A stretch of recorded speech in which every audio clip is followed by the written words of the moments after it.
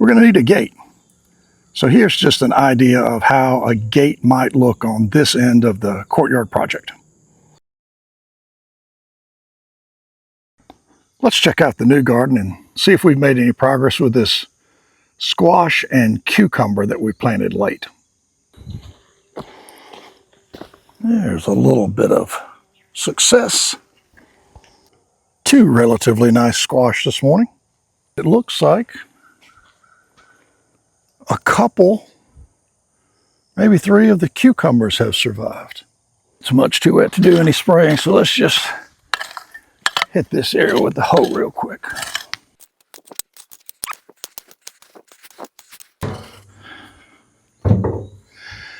Good morning, everyone. Welcome back to Sid's Blue Sky Farm.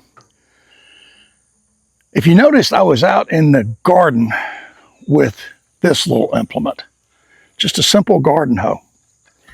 You know, we don't use those quite as much as we used to when I was a kid.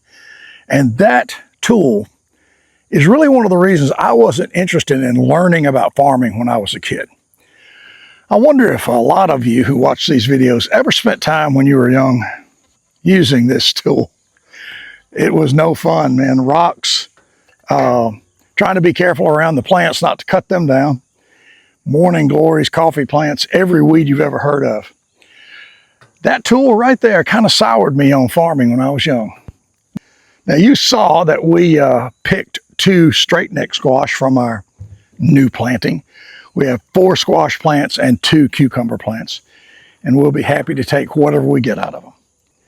And because it is so damp and we can't really get into any spot at the moment, we're going to do something a little bit different with our video.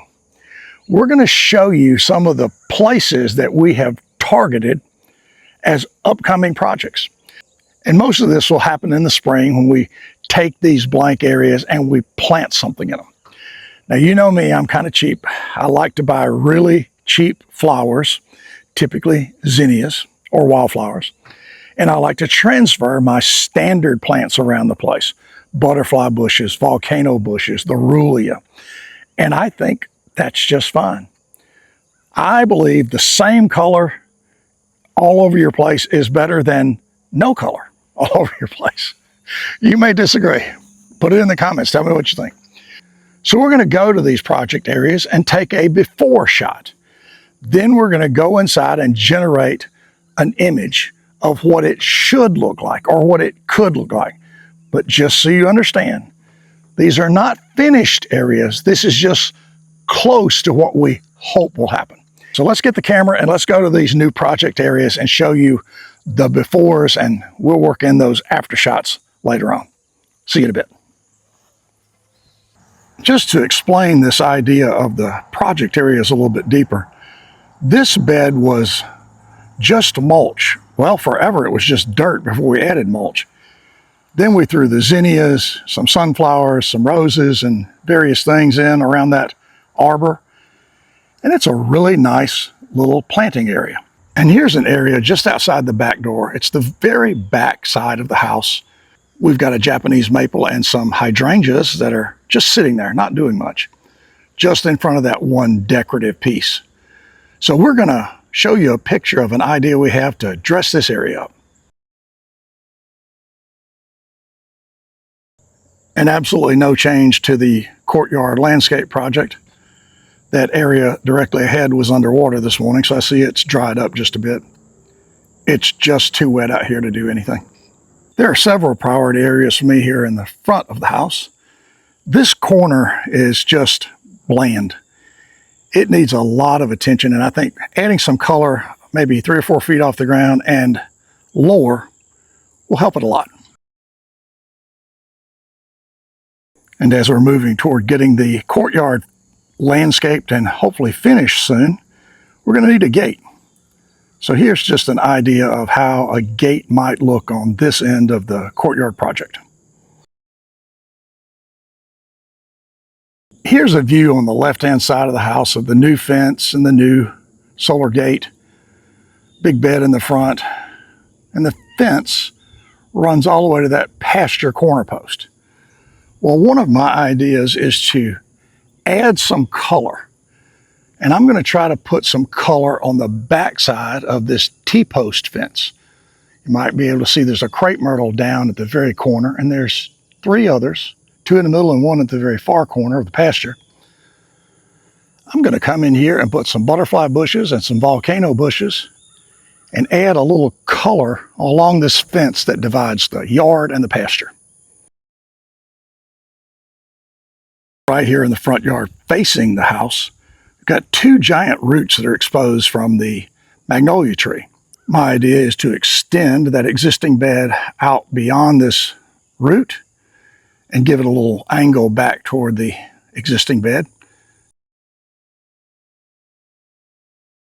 My wife and I both like the way this bed in the very front by the road has worked out. So we're going to transfer that idea to these 2 plants. And one of the reasons I want to do this around these plants is because this is just yard grass, basically weeds, except for the sprigs that we put in last fall. Tying these 2 plants together with a nicely shaped bed will get rid of some of that less than appealing grass and give us a little bit more color.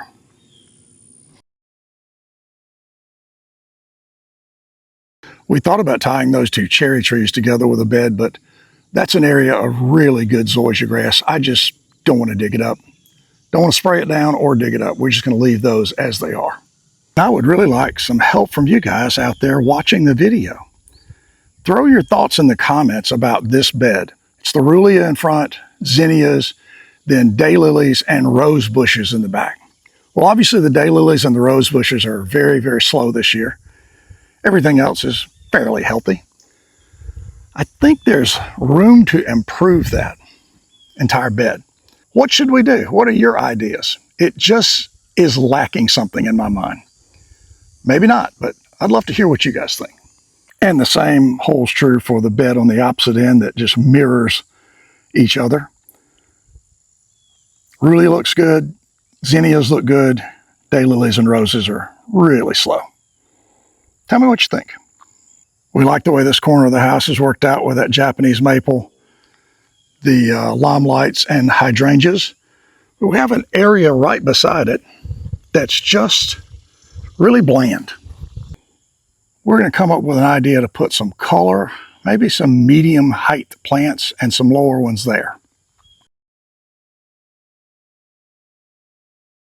And the last area we want to work on is just here at the driveway.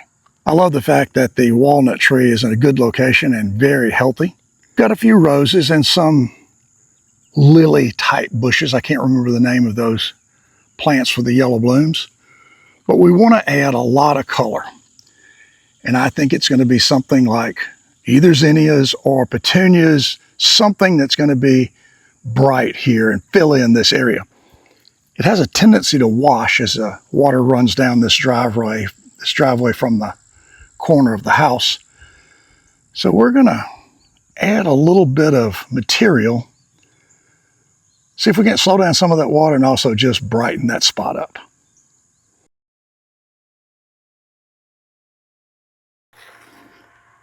That's a giant sunflower. I have to plant more of those next year. I hope you've enjoyed these images of projects we have scheduled down the road, maybe next spring. And maybe we'll get a little bit of a break in the weather and be able to bush hog over the course of the next few days and do a little bit more work out in the yard. We're getting behind on a few things, but the rain, can't control it. And I'm happy once again to have it. Pond is full, pool is full, all the plants and the grass look great. And speaking of the pond, I want to end today's video with one last image. It'll be a before shot of how it looks in the area around the cabin, the approach to the cabin, right by the pond, and what we plan to do there. And we plan on doing this before next year. We're going to try to do this as soon as the pasture gets dry enough for a gravel truck to drive down there. I am tired of seeing silt and dirt run off into the pond. We're going to try to fix that.